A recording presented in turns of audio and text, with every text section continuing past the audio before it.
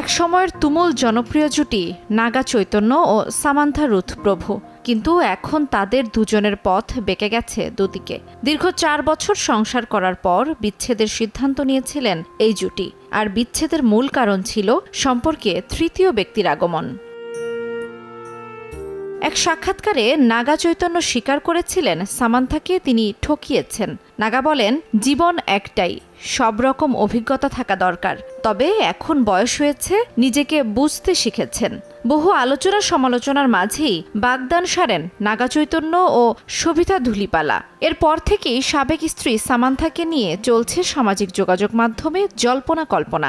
সবাই অধীর আগ্রহে অপেক্ষা করছেন সাবেক স্বামীর নতুন বিয়ে নিয়ে তার মন্তব্য জানার জন্য। এমন জল্পনা কল্পনার মাঝেই সামাজিক যোগাযোগ মাধ্যমে একটি পোস্ট করে ইঙ্গিতপূর্ণ মন্তব্য করলেন অভিনেত্রী সামান্থা রুথ প্রভু। পোস্টে ভালোবাসা ও সম্পর্ক নিয়ে তিনি লিখেছেন, ভালোবাসার আরেক নাম ত্যাগ। এটি অর্থ এমন হতে পারে, সম্পর্কে একজন নিজের সবটা উজাড় করে দেন, কেউ কেউ জীবনসঙ্গীর মন জয় করার জন্য অনবরত চেষ্টা করে যান। অধিকাংশ প্রচেষ্টা ও আত্মত্যাগ যেন তার দিক থেকেই আসে, কিন্তু অন্যজন সেই সময় নিজেকে ভালোবাসায় মুড়ে রাখতে পছন্দ করেন। ভালোবাসা পাওয়াটাই তার উদ্দেশ্য। অধিকাংশ সম্পর্কের ধরনই এমন। নিজের মতামত স্পষ্ট করে অভিনেত্রী লিখেছেন, সবাই ভাবে বন্ধুত্ব বা যে কোনো সম্পর্কেই আদান প্রদানের একটা সমীকরণ থাকে, কিন্তু বছরের পর বছর সামান্থা একাই ভালোবেসে গেছেন।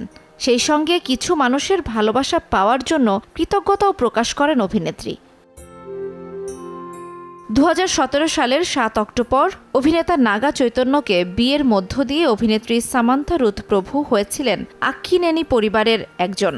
4 বছরের সংসারের পর 2021 সালে বিচ্ছেদের সিদ্ধান্ত নেন এ দম্পতি। বিচ্ছেদের মাত্র 2 মাস আগেও সন্তান নিতে চেয়েছিলেন সামান্থা, কিন্তু তখনই তাদের জীবনে ঘটে তৃতীয় ব্যক্তির আগমন।